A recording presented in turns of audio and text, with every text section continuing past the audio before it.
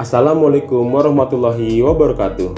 Halo semuanya, perkenalkan nama saya Adi Kurniawan, mahasiswa Universitas Asa Indonesia semester 5 dengan nomor NIM 2200302011. Pada kesempatan kali ini, saya akan mempresentasikan hasil buku kerja saya yang ke-10 dan ke-11. Buku kerja ini menjadi buku kerja terakhir atau buku kerja penutup saya. Buku-buku kerja ini merupakan sebuah rangkaian dari buku-buku kerja saya yang sudah saya selesaikan, mulai dari buku kerja 1 di mata kuliah kewirausahaan 1 sampai dengan buku kerja yang ke-11 atau buku kerja yang terakhir pada mata kuliah kewirausahaan 2 ini. Oke, tidak berpanjang lebar, mari kita bahas. Cekidot. Baik teman-teman, di sini saya telah menampilkan cover depan buku kerja yang ke-10 dan buku kerja yang ke-11. Seperti inilah teman-teman gambarannya. Baik teman-teman, di slide ini saya menampilkan cover depan dari presentasi buku kerja saya yang ke-10 dan buku kerja saya yang ke-11. Analisa kelayakan usaha Eat Simply Cloud Kitchen by Adi Kurniawan. Dan di sini saya juga menampilkan logo-logo dari Eat Simply Cloud Kitchen by Adi Kurniawan. Baik teman-teman, kita lanjut masuk ke buku kerja yang ke-10, yaitu membahas mengenai identifikasi akses pembiayaan atau modal usaha baru. Unit usaha Food and Beverage Product, produk atau jasa Eat Simply Cloud Kitchen. Elemen yang pertama, identifikasi pentingnya pembiayaan atau modal. Kriteria unjuk kerja, alasan kebutuhan modal usaha baru diidentifikasi. Batasan variabelnya, alasan usaha baru perlu modal dapat mencakupi. Di sini saya mengambil penanaman modal dan siklus pengembangan produk yang panjang. Sumber-sumber modal personal diidentifikasi. Sumber-sumber modal personal dapat mencakupi. Saya di sini mengambil dana pribadi pendiri dan sumber bootstrapping. Menemukan cara untuk menghindari kebutuhan pembiayaan atau pendanaan eksternal melalui kreativitas, kecerdikan, penghematan, pemotongan biaya atau cara apapun yang diperlukan. Lalu di bagian potensi peningkatan pendanaan dipersiapkan. Potensi peningkatan pendanaan dapat mencakupi. Di sini saya mengambil 2 poin, yakni personal funds, dana pribadi, dan debt financing, yaitu pembiayaan berhutang. Selanjutnya yakni identifikasi sumber pembiayaan ekuitas. Business angel diidentifikasi. Business angel mempunyai karakteristik. Di sini saya memilih 2 poin, yakni mereka membuat keputusan sendiri mengenai investasi. Lalu yang kedua, mereka berinvestasi sesuai dengan kelayakan proyek dengan harapan keuntungan di masa depan. Jenis venture capital diidentifikasi. Jenis ventura capital dapat mencakupi berdasarkan cara pemberian bantuan, single tier approach dan two tier approach. Lalu selanjutnya berdasarkan cara penghimpunannya, di sini ada leverage venture capital dan equity venture capital. Initial public offering diidentifikasi. IPO atau initial public offering dapat memberikan manfaat. Di sini saya mengambil 3 poin, yakni mengatasi kendala pinjaman, diversifikasi likuiditas dan portofolio, dan monitoring. Selanjutnya, di bagian yang ketiga, identifikasi pembiayaan pinjaman. Bank komersial diidentifikasi. Bank komersial mempunyai karakteristik. Secara historis, bank umum belum dipandang sebagai sumber pendanaan praktis untuk perusahaan pemula. Lalu, di sini saya memilih juga bank tertarik pada perusahaan yang memiliki arus kas yang kuat, leverage rendah, keuangan yang diaudit, manajemen yang baik, dan neraca yang sehat. SBA Guarantee Loan diidentifikasi. SBA Guarantee Loan memiliki karakteristik pinjaman tersebut untuk usaha kecil yang tidak dapat memperoleh kredit di tempat lain.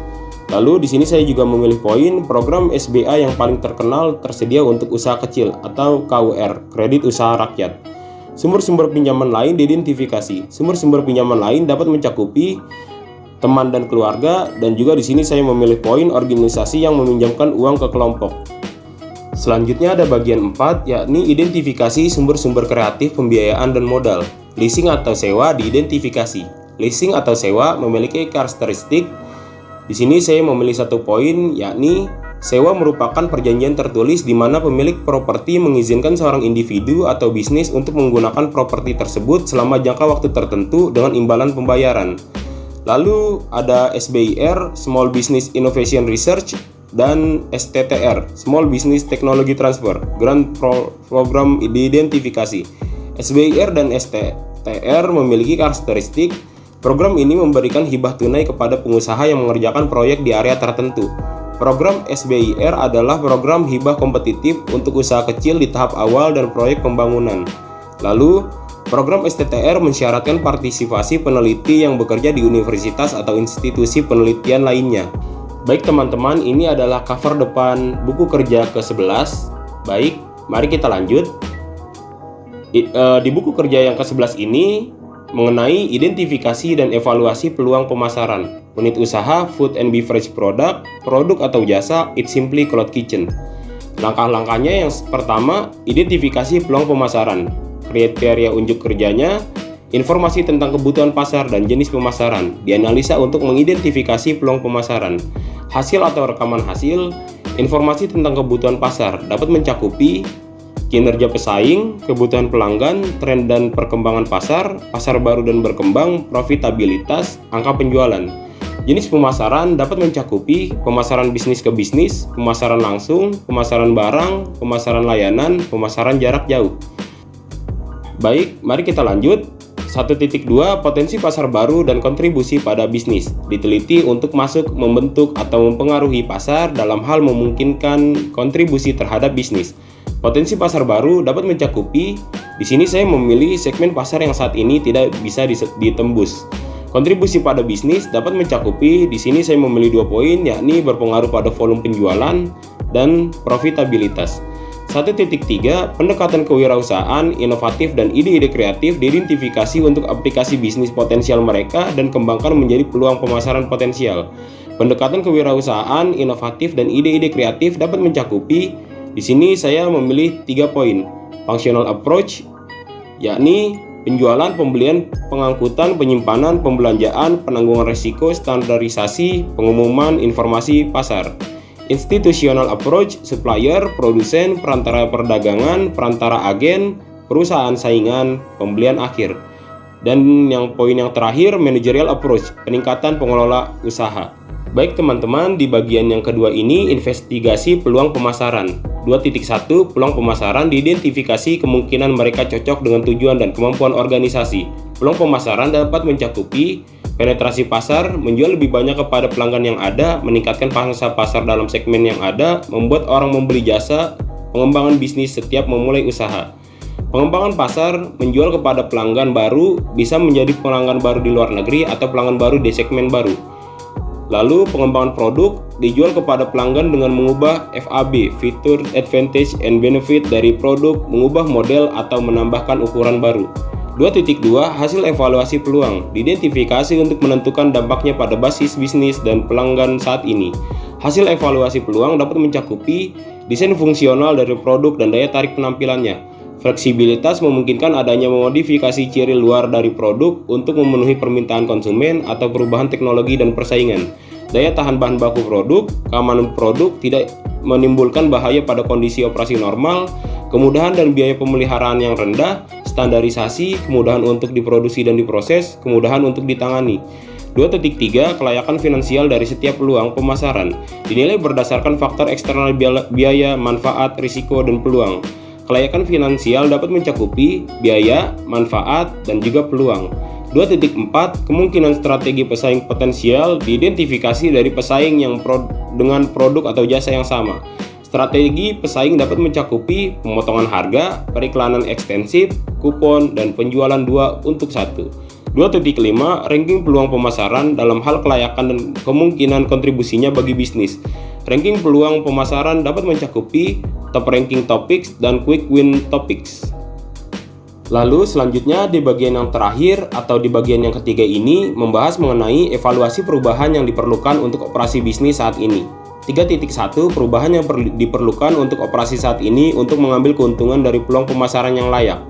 Perubahan yang diperlukan dapat mencakupi perencanaan proyek pemasaran, infrastruktur teknologi pemasaran, data pemasaran dan analisis. 3.2 Perubahan organisasi untuk layanan basis pelanggan yang meningkat atau berbeda, termasuk penyediaan untuk kualitas layanan berkelanjutan kepada pelanggan yang sudah ada.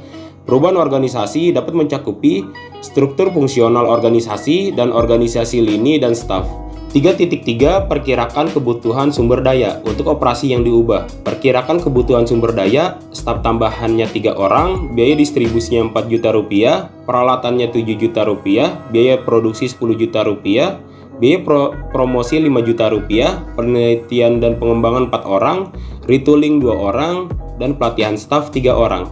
3.4 Komunikasi kelayakan, membuat perubahan pada operasi saat ini kepada pemangku kepentingan utama.